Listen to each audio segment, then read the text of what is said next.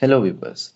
In this video, I thought of talking about this popular tool called curl or cURL, mostly commonly known as curl. So this is an overview of the curl command line as well as the library, and we will go through the history of curl and what protocols it support and so forth. We'll leave the command line usage for another video in future. So let's get started.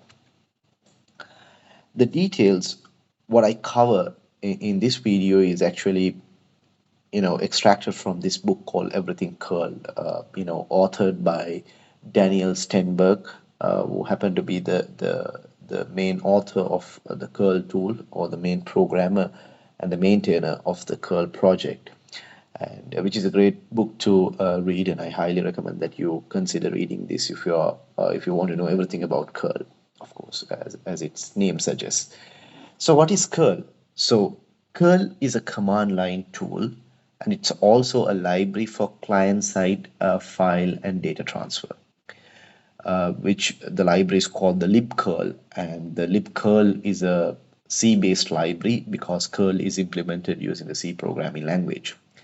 And however, there are third-party language bindings for various other programming languages as well. But those are not part of the curl project, but you can certainly find many third-party uh, language bindings for this libcurl library. So it does internet protocol transfer. So we'll talk about some of the protocols that it support in the latter part of this video. So the curl project itself does not provide a graphical user interface for curl usage and so forth.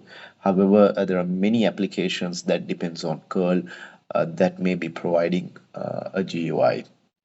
And it is an open source project currently licensed under MIT license. And previously, however, it was licensed under General Public License GPL, and then subsequently it was also licensed under MPL, Mozilla Public License, before it was licensed under MIT. So there are also third-party installers for curl. Like if you want to have curl installed in your Windows, Mac OS, Linux, there may be third-party installers to install the tool and the library. And but again, these are not provided by the curl project. So how you get a curl then, either using these third-party libraries or by building the curl source code itself. That's not that difficult actually. So it's just about building a C project, any other C project. And some operating systems ship it by default, and they maintain the installers as necessary. Specifically, a Linux distribution might probably be having this tool already installed. So it would be good to note that.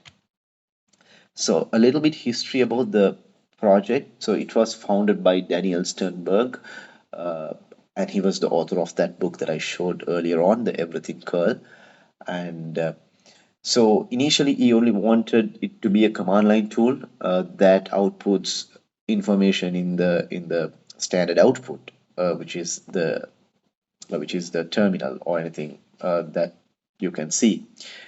And however, the core engine that does the data transfer and support various protocols was later removed, and it was converted to a library starting in year 2000. And the curl binary, which you normally use in command line in your terminal to execute various curl commands, such as to retrieve files from a remote server and so forth, it actually uses the libcurl library underneath for invocation. Actually, there are many companies actually using curl in their applications, either in the form of libcurl library. In most cases, that will be the case, and some organizations do also use curl for simple terminal as a simple terminal command line tool as well. There are so many enterprises, organizations, and companies using it. So it's actually doesn't make sense to list those companies at all. And in the book, Daniel Stenberg mentions there are about 1 billion users, but the actual count is unknown, and he himself mentions that in the book. So these are the supported protocols. So I'll just skip to the next one so that I can go on describing these protocols a little bit. So in general, a protocol is a language agreed between two parties to transfer data, which can be any type of data depending on the protocol. A protocol may support some data, or text format, a binary format, and you name it. So that's what a protocol means, and that's the details that you get in a protocol specification. So curl actually supports various application level protocols. So let's go one by one. So it supports one of the older protocols called DICT, namely DICT, which stands for Dictionary Network Protocol, and it allow clients to ask meaning of words from a dictionary server.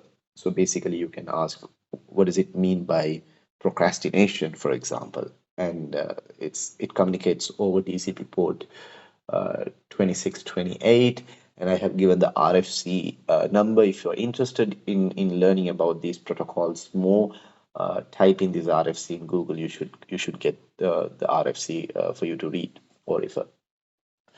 It also supports this protocol called file. It's actually not a protocol, it's a URL scheme to refer to local files in the file system. If you have seen some URLs like file colon slash slash and then a particular path, and this is what the protocol is. Actually, it's not a protocol, as I said. It's just a URL scheme. The rules and specification for that is covered in the RFC 1738. So curl also supports FTP, file transfer protocol, which is used to transfer files back and forth between clients and servers. And it also supports FTPS, which is the secure FTP secured, which communicates with the FTP protocol with SSL and TLS over that. It also supports this protocol called Gopher, which is a sort of a legacy protocol now, but it can be used for distributing, searching, and retrieving documents over the internet. And and you can consider it as the predecessor of HTTP and HTTPS, and it uses the TCP port 70. So the HTTP does the same thing in different way, right? And you can retrieve documents, files, and different types of data over HTTP. Of course, curl also supports HTTP, which stands for Hypertext Transfer Protocol. HTTP's current standard is HTTP version 3, but previously the HTTP version 1 and 1.1 was so popular and was being in use had been in use for a very long time, and HTTP 2 came along, and most browsers now support HTTP 2 and HTTP 3 as well. So the port that is used for HTTP communication is port 80, and HTTPS is just secure HTTP with TLS, transport layer security, which is covered in RFC 2818, and the port that is commonly used for HTTPS is 443. And curl also supports IMAP, which stands for Internet Message Access Protocol, and it is a protocol for accessing, controlling, and reading emails. And so if you are configuring an email server, sometimes you might come across this term IMAP and so forth, right? And so it is covered in RFC 3501, and the common port that is used for, well-known port that is used for this is TCP port 143. And IMAP S is just IMAP over SSL/TLS. So curl also supports LDAP. LDAP stands for Lightweight Directory Access Protocol, and it is a protocol for accessing and maintaining distributed directories. Things like some examples of such directories are Microsoft Active Directory, Open LDAP, which is an open source LDAP directory, and so forth. And the common port that is used for that is TCP port 389. LDAP-S is just like the other cases, LDAP over SSL-TLS. And there's another protocol that curl supports, which is POP3, which stands for Post Office Protocol version 3. And it is a protocol for retrieving emails from an email server. And it uses this TCP port 110. And POP3S is just POP3 over SSL-TLS. And some more protocols that it supports is one other protocol is RTMP, which stands for Real-Time Message Protocol for streaming audio, video, and data, which uses TCP port 1935. And it also supports RTSP, which is real-time streaming protocol. Is a network control protocol to control streaming media servers. So there are a particular type of servers called streaming media servers, and when you want to do certain controls of that server, you can use real-time streaming protocol. So I recommend you go learn about and if you want to understand more about what exactly these protocols do, search and do your own research. And I haven't personally used RTMP or RTSP. Maybe I have used it unintentionally, but I have definitely used FTP, HTTP, HTTPS, and LDAP, and IMAP. POP3 not that much, but SCP is definitely a very commonly used protocols. And if you have been doing any work in a remote SSH server, and if you had to do some file transfer, this would have been the tool that you use. There is a command in Linux and also possibly in Windows with a certain application support. SCP tool can be used. SCP client side tool can be used to transfer copy files to and from an SSH server, and it basically talks to an SCP server. And another protocol that curl supports is SFTP, which stands for SSH File Transfer Protocol, also known as Secure FTP.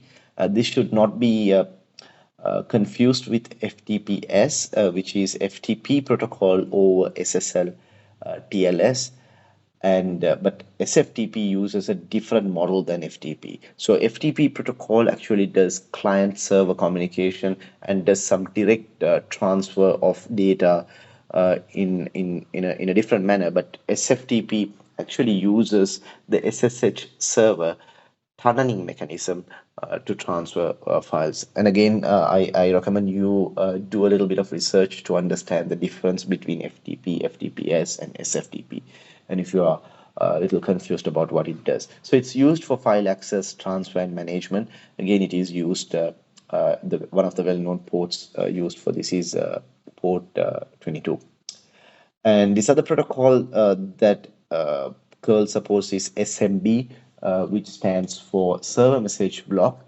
And it is the predecessor of this other protocol called CIFS. So you might come across this term as well. So it stands for Common Internet File System. So as its name implies, it's sort of a file system. Even though it's a protocol, it's a file system. Why it is a protocol? Because there is some network level interaction with this particular file system. And it is an application layer protocol, and it's used for providing shared access to files. So you might have used Samba file shares. So Samba, SMB doesn't stand for Samba. SMB stands for Server Message Block. Samba is an implementation of the SMB protocol or the CIFS protocol. CIFS, you can consider it as the new SMB or the modern CIFS, but there are other versions that SMB supports, like SMB version 2, SMB version 3, and so forth. Linux supports various tools, client-side tools to interact with SMB protocols as well. And curl is, of course, a tool, client-side tool that you can use to interact with an SMB server as well, SMB file share as well. So SMTP stands for Simple Mail Transfer Protocol. There's another protocol that curl supports, and it's also used for email transmission, sending emails, retrieving emails, and so forth. Like it is kind of a modern protocol than IMAP and POP3. So SMTPS is SMTP over SSLTLS. And currently most of these SMSs and emails, all that is normally uses SMTPS protocol.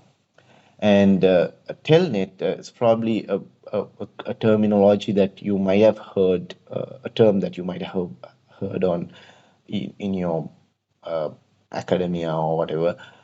It's an application layer protocol used over network for bidirectional interactive text communication. So you can telnet into a remote server if the telnet server is enabled on the server side. Mostly these days, telnet server is not enabled for security reasons.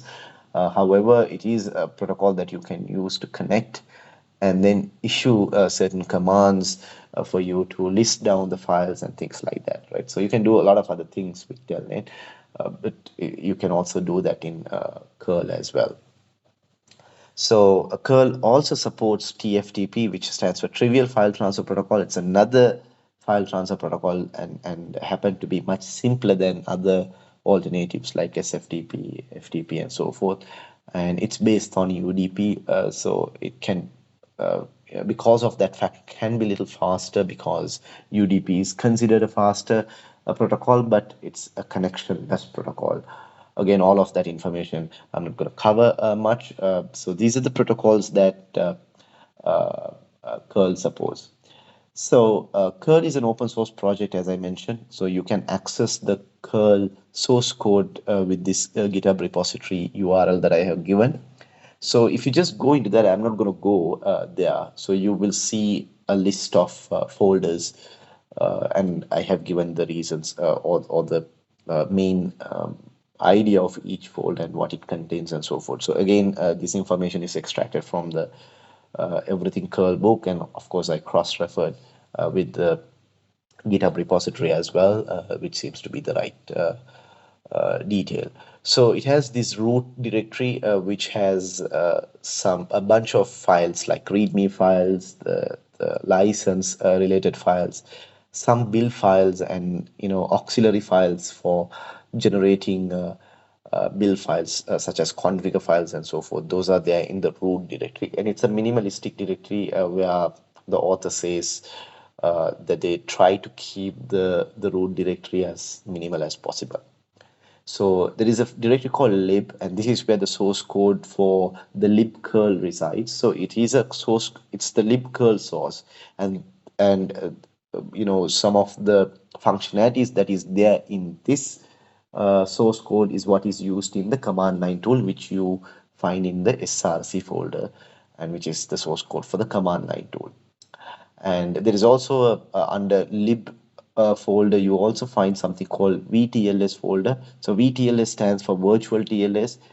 And the reason curl supports virtual TLS is because nowadays you find various TLS backends, such as OpenSSL, Boring SSL, uh, GNU SSL, and so forth. So there are so many SSL backends available. So curl supports all those different backends. So you can build curl with different TLS backends as necessary. So that's why it is supporting or having this particular folder and some implementation related to that.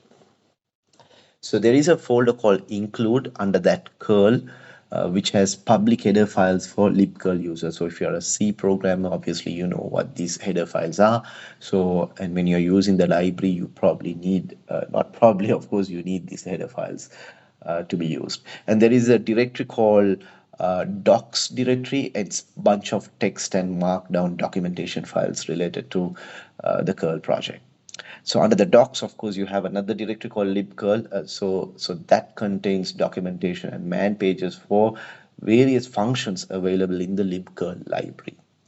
And under the docs directory, there is libcurl directory. Under that, there is an OPTS directory, which contains man pages for various options of three very popular functions in libcurl. I haven't named those functions, but if you go visit this GitHub URL, you can find out more details with those man pages. And under the docs, there is also another directory called examples. Of course, it stands for examples, and there are bunch of examples for libcurl users.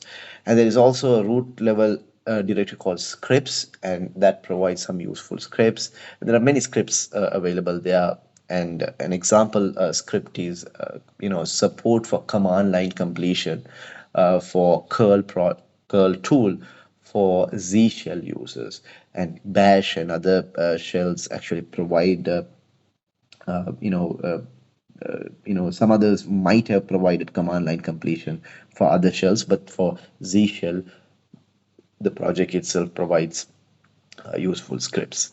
So with that, I come to the conclusion of this particular overview, and I hope I have given a good understanding of what the curl project is about. And I am intending to you know record another video on the usage of the curl command line tool. So there are two things in curl, right? One is the curl command line tool, other one is the libcurl library. So I hope to provide a video on the usage of the command line tool and various aspects of that in a shorter form. And if possible, I will also try to do a video on the usage of libcurl, at least some simple usage of libcurl in future. So stay tuned and subscribe to this channel for more videos like this, and to get notification, hit the bell button. Hope to see you soon. Thank you very much for listening.